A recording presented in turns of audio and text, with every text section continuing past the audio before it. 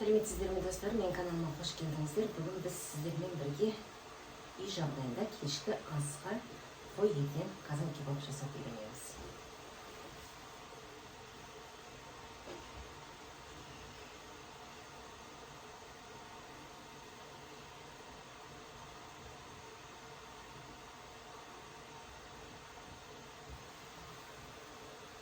Достар, видеоның соңына дейін менімен бірге болыңыздар, бірге жасап үйренейік.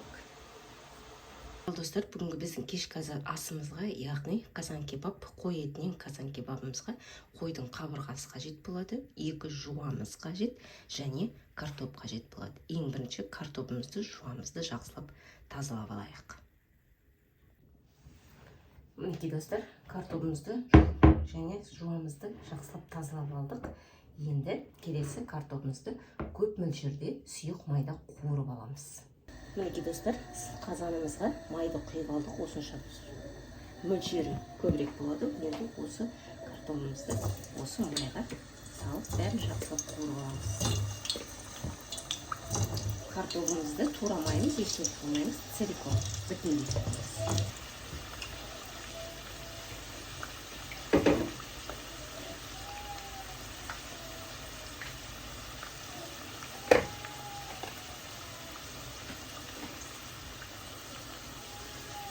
Қызғылт түс болғанша бәрін жақсылап қуырып аламыз. Ал достар, біздің картопымыз қуырылғанша біз енді етімізді турап аламыз жақсылап. Етімізді осындай бөлікке бөліп алдық, қоятын қабырғамызды.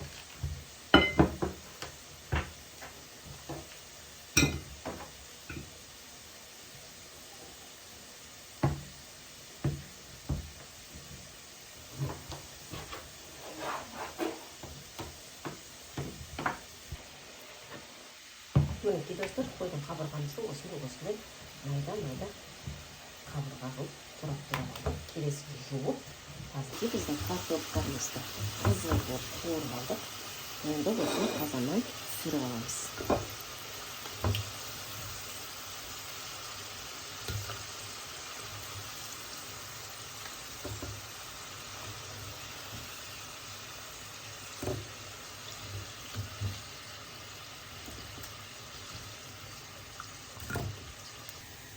Картоп қуырған майымыздың жартысын алды.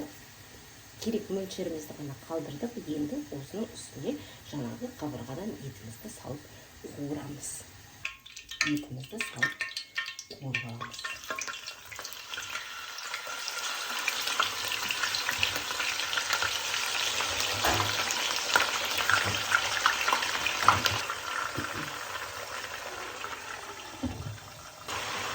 Етімізді бір жақсылап араластырып алайық.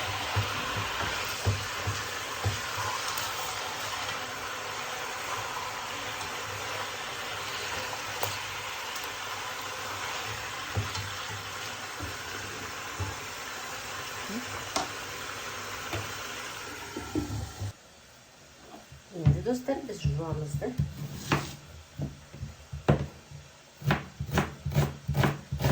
етіміз қуырылғанша осындай майда турап аламыз. Және бізге 4 тістене сарымсақ қажет болады. Яғни чеснок.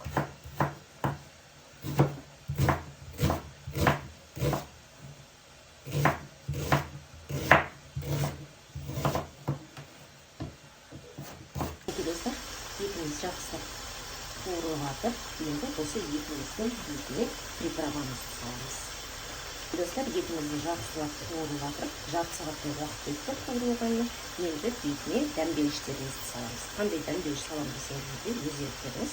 Бізде паприкамыз, сухой чеснок, қара бұрыш, тұз және етке арналған көкөніс қоспалар. Бәрін қосып араластырып алайық.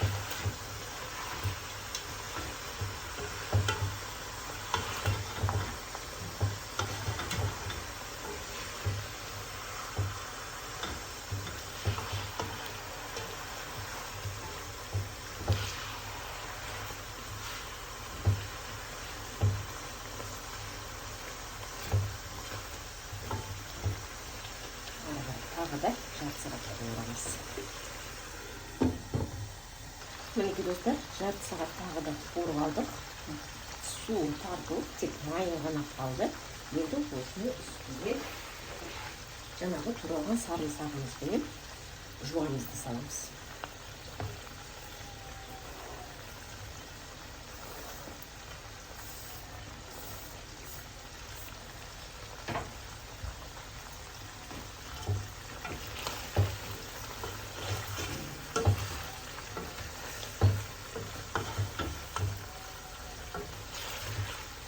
Араластырып алып, тағы да жуанымыз жұмсарғанша қоя тұрамыз. Мінекей достар, етімізді тағы да жарты сағат қуырдық. Енді осы етіміздің бетіне зіра саламыз.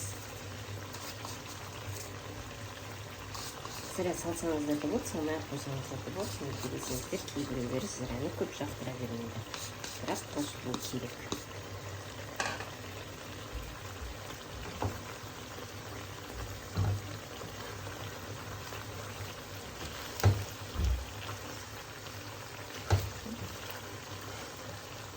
Енді бетіне жаңағы қуырылған картоплымызды саламыз.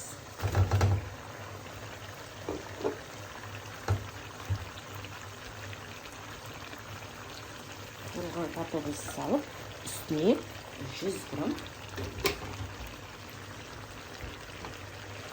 қайнақ су құямыз. Көп қажет етпейік, 100 грамм болса болғаны. Енді жай оттықта піскенше тоқтырып басып қоямыз. Мінекей достар, біздің қазан кебабымыз қой етінен дайын. Енді осы тамағымызды әдемелеп ыдысымызға түсіріп аламыз. Ең бірінші картоплымызды ортасына салып аламыз.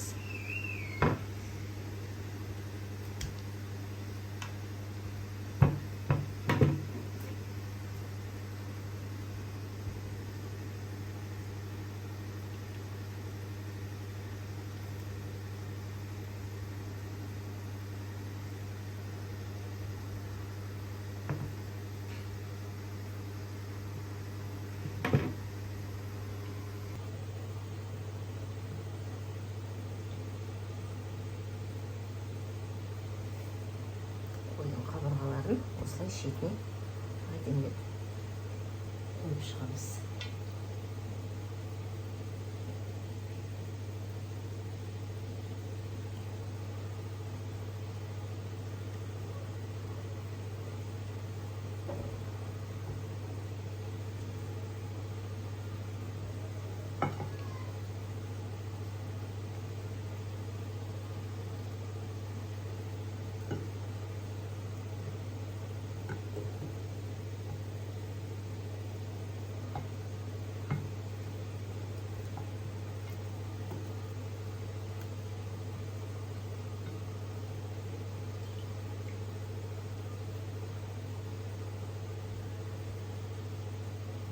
Етім сүйектен түсіп қалайын деп тұр, жұмсақ болып. Мінекей достар, ортасына картошкамызды жан-жағына өстіп етімізді салып, бетін көкөніспен зерені әрлеп шықтық.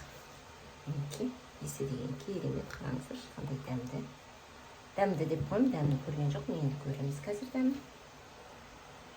Ал достар, онда біз бүгінгі кешкі асымыздың дәмін көрейік.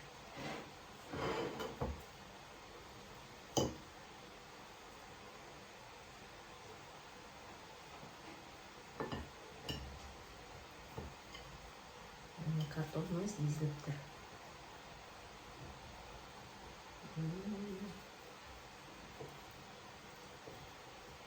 Өз соғында піскен.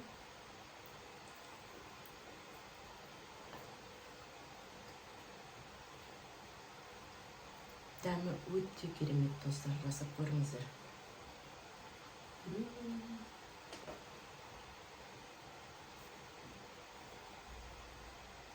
Сөзбен айтып жеткізу мүмкін емес. Дәмі өте керемет, еті жұмсақ болған. Ал мен сіздермен қоштаспаймын, достар. Менің каналыма тіркеліп, лайктарыңызды басып, пікірлеріңізді қалдырып кеттіңіздер. Келесі көріскенше.